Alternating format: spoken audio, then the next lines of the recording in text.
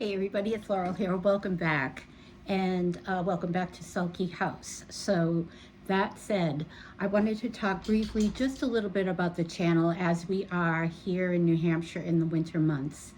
There's not much that I can really do outside or show outside at this point, but there will be future videos about the garden area and my plan for a very large three-tiered herb garden that's going to contain aromatic herbs, culinary herbs, and medicinal herbs. So I'll be doing a lot of that, more gardening, more outside adventures and things like that. But right now, it's damp, it's muddy, it's cold, and so we're going to do a lot of things inside.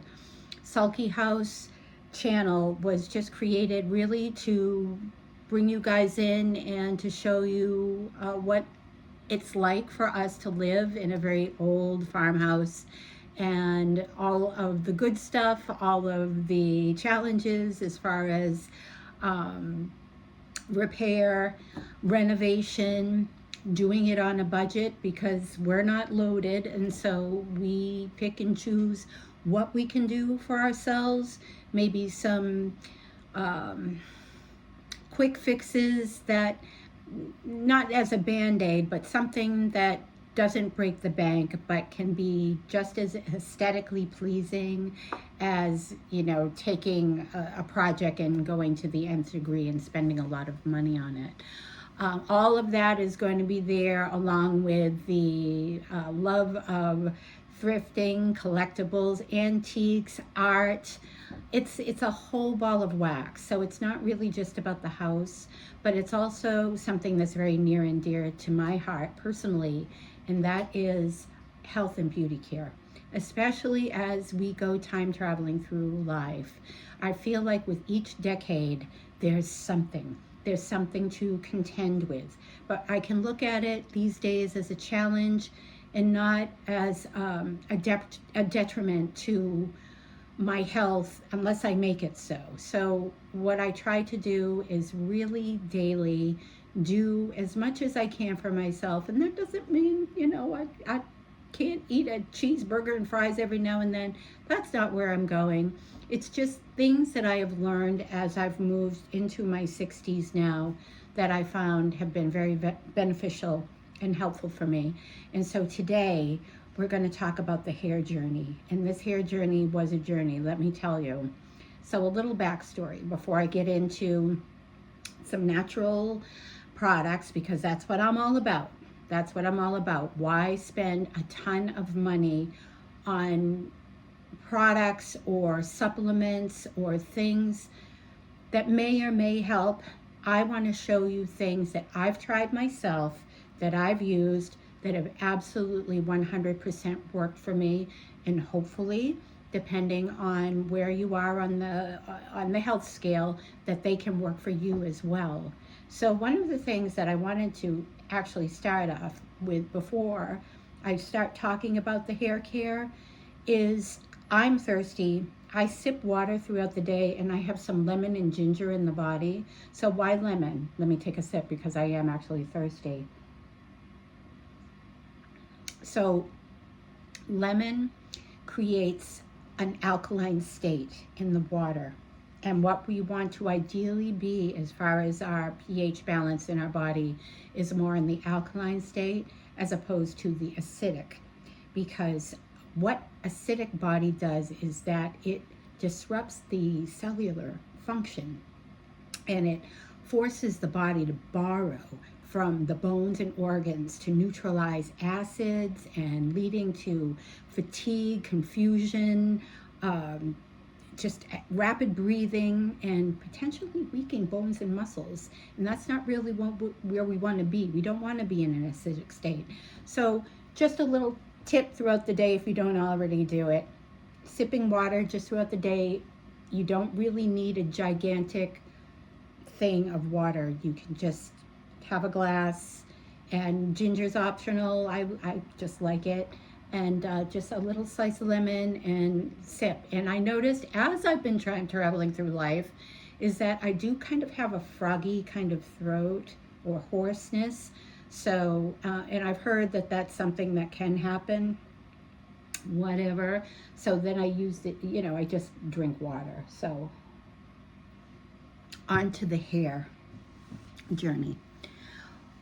All my life, I have gone through so many different hair styles, hair lengths, hair colors, whether professionally or box dye. Both I have done, and I've used box dye for years and years and years, then had it stripped out, then got it bleached blonde, then dyed it black on my own in a moment of craziness, and all of the things. I've done it. You name it, I've done it. I've shaved my head right down to the core.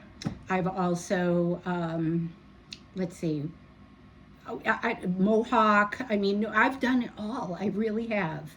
And so now, what has been a 2.5, give or take, year journey is actually growing my hair back into my natural color and state, and hopefully the best hair health that I can be at this point in my life. I've grown my hair out gray or natural color before. It was very long, and it was, shall I say, it was beautiful, I have to say. And then, for whatever reason, I wanted to cut it all off and go platinum blonde. And that was the beginning of this kind of slide into poor hair health, because at this point I had already been doing so many things, using the heat tools regularly, overwashing, just really not taking care of my hair. And I remember a stylist saying to me one time, "You are lucky that you have very forgiving hair." And I took that as a compliment, and it was like, well, I guess I can just keep going on and doing whatever I do and not giving it a bit of thought. And it was great until it wasn't great. And so this is where things turned. It was a couple of years ago, and I didn't know this. I had had hyperthyroid Graves' disease actually years ago, and I went on medication. Nothing changed really. If anything, I got better. I was very, very severe into the hyperthyroid area, and I was on medication for about 2.5 years, was weaned off with my endocrinologist. A couple of years go by, and that was it. I didn't take any more medication. A couple of years go by. I decide, let's just get a blood test and see where I'm at. I was curious, and I was so far into hypothyroid that I had to go on levothyroxine, and I am still on it to this day. I did take a foray though, and this is really where I misstepped, because so far nothing had happened. I decided I'm going to wean off that levothyroxine, and I'm just going to do it on my own and take matters into my own hands and eat healthfully and all that stuff, thinking that I was really going to be successful. And I fell off the wagon, and I went back into my old habits, and all of a sudden I was very symptomatic. And this is what happened. Over 2 years ago, I had cut my hair short, had it cut, and also dyed brunette. And so it was a dark brunette, and about 4 months into this cut and color, I started to notice significant hair loss. It was coming out like crazy, and my hair, mind you, was very, very short, and I wasn't really using any heat styling tools, and I wasn't even washing it that much because it was short, and I could get away with the short haircut without much styling. And I would notice hair fall everywhere, and I could just put my hand to my head and come away with all of this hair, and I started to panic. I didn't know what was going on. I didn't know if it was the hair dye, or I didn't even think of thyroid at this point because I wasn't on medication. I was doing it on my own. And I finally went to my doctor, and we did the blood test, and once again, I was way off the chart, way off. And I went back on, begrudgingly, but went back on the medication. So I told her about the hair loss. I would see it all over the floor. I'd be sweeping it up. I'd be crying in the bathroom, just like And I was really trying to wrap my mind around always having forgiving hair, always having thick hair, and not having it anymore, and possibly having to wear a wig, or scarves, or just, this is just the way it's going to be. And it was very, very difficult, as I know for a lot of you, if you're going through anything like this, how we are attached to our hair, and how it is a marker sometimes for some of us as a point of identification. And we love our hair. I love my hair, but I didn't have a good relationship with my hair at this point. And even in the 2.5 years in the aftermath of getting on levothyroxine for my thyroid, I had a real more hate than love relationship with my hair. But one of the things I decided to do was go as natural as possible. So what I did was I switched from regular shampoo that you buy, even the high-end shampoos, none of that, none of the regular shampoo, and I just got a rosemary hair bar, an organic rosemary hair bar at the local co-op, and I just started gently using the hair bar, shampoo bar. And then sometimes I would use a hair bar conditioner, and I wouldn't wash my hair every day. And the days that I wouldn't, this is what I would do. I would start using hair masks. So what is a hair mask? The hair mask for me consisted of rosemary, which is it's amazing hair growth herb. And I have some right now. I told, well, I didn't tell you this, but I reuse bottles. So this says apricot oil, but now it's my rosemary hair oil. And this is an infusion of rosemary. I cut the rosemary sprigs, and then I put it in a jar filled with olive oil, or you can use avocado oil, jojoba oil. Those 3 oils are really good for hair, and they're light. So I put that in a jar with the oil, just let it sit for about 3 weeks, and then I strain out the rosemary plant and put it, as I have here, in a bottle. And so when I wasn't washing my hair, sometimes I would take some of this rosemary oil and I would just rub it into the scalp. And if you don't have one of these for your head, this is a really great tool, because it can really just get in to that scalp, and you just go around and you work the oil in. Now you can do this at night, or if you're not going out or you don't want to go out with oil in your hair, you can let it sit all day long and wash it out the next day, or you can leave it on for like 30 minutes in a head wrap or anything. What I would do is I would go to work, because my hair was very short at the time, and I would just use scarves, and I would just cover my head, and nobody was the wiser. And so all along on a weekly basis, I would do some sort of hair mask. The other thing to get rid of oil or any kind of product or residue in your hair, this is an infusion of apple cider vinegar and distilled water in a mister. And so what I would do before I got in the shower is I would just mist the hair, rub that all in, and then I would continue on with my shampoo bar, and then just wash my hair accordingly.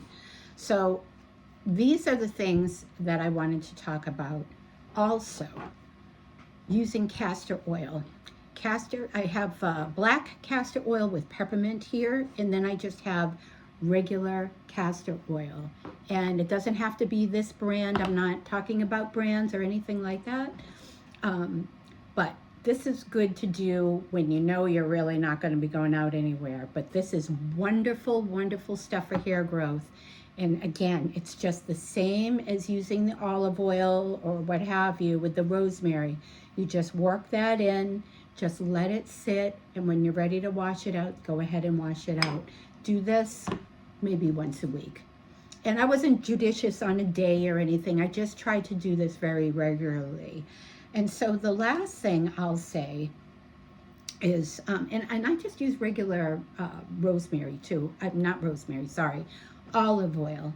I didn't spend a ton of money on olive oil, but I would say, you know, a good olive oil. We don't have to break the bank with the olive oil. The other things, guys, that I find is what we ingest in our body, right?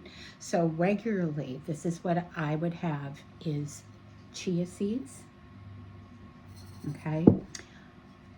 Flaxseed,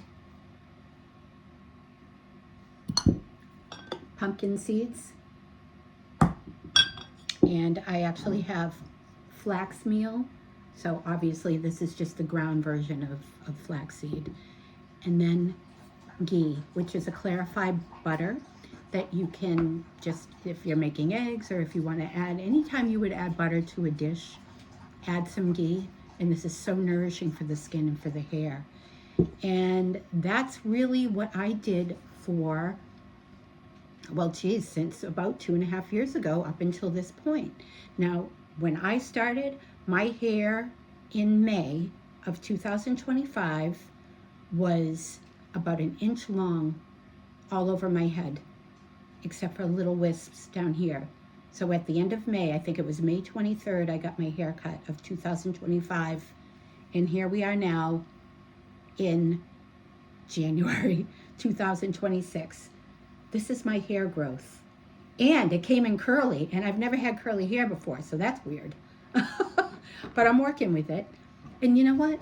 One of the best things that happened to me today was I was at the co-op, and this lovely gentleman just turned to me and said, I had my hair up in a clip, you know, up like this. And he said, I love your hair. Do you know how long it's been since anybody said that? Not that we need the compliments, but when we're already wrestling with how we feel about our hair and we want to bring it back to health, it's a place, you know, I feel you. It's hard. So to get that compliment today was just like, this is great. And I'm finally developing a relationship that's good with my hair. And that's what we need to do too, is listen to how we talk to ourselves about what we think about ourselves. Because I would constantly be thinking, I hate my hair, I hate this, I hate that. And, you know, I felt like the hair was still falling out. So when we start giving us loving messages, it's like, I love my hair, I'm doing things to nourish my hair. I think the body, I truly believe this actually, that the body acts in kind. And so I'm going to just keep going the course. And if you start to use any of these things and you start to find results, first of all, please stay patient. I know I had to stay patient with this stuff and just stay the course. And I can tell you, I did not expect to get my thick hair back ever again.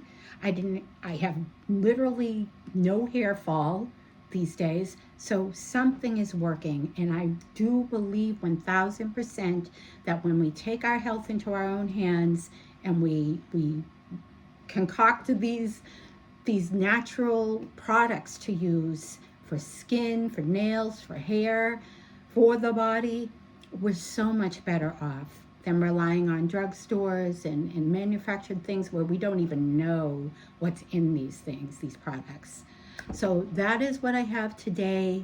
Thank you guys for tuning in, and please leave a comment if there are any questions. If you've tried other things and found that they work for you naturally, please share them. I would love to hear your thoughts. So that's all for today. Please take the best of care, and so long for now. Until the next video. So long.